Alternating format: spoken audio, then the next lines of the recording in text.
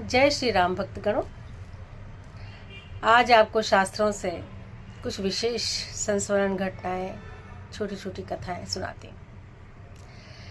भगवान श्री राम का जन्म सृष्टि के प्रारंभ में ही निश्चित हो गया था।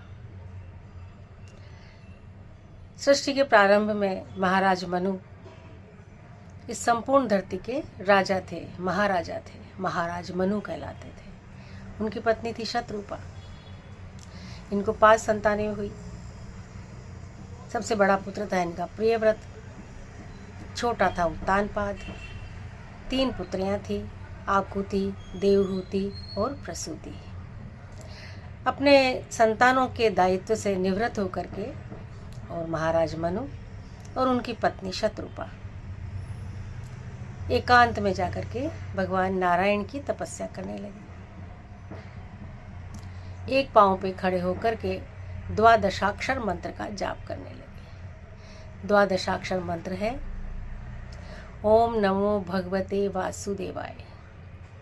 इस मंत्र का जाप करने लगे एक पांव पे खड़े होकर के। सबसे पहले उन्होंने अन्न का त्याग किया, फिर जल का भी त्याग कर दिया और इस तरह से अनेकों वर्ष मंत्र जाप चलता रहा, ओम नमो भगवते वासुदेवाय। इस बीच ब्रह्मा जी आए। उन्होंने देखा कि महाराज मनु और शत्रुपा बिल्कुल ढांचा बन चुके हैं। उन्होंने पूछा कि भाई मनु क्या चाहिए, मुझसे कह दो, मैं दे देता हूँ जो तुम्हें चाहिए। कौन सा वरदान चाहिए, क्यों कष्ट उठा रहे हो? महाराज मनु ने कहा कि नहीं, आपसे नहीं, जिनकी तपस्या कर रहे हैं उन्हीं से मांगेंगे। और एक दिन भगवान नारायण ने आकाशवाणी के माध्यम से पूछा कि मनु क्या चाहिए बताओ। तो महाराज मनु ने कहा प्रभु ऐसे नहीं बताएंगे।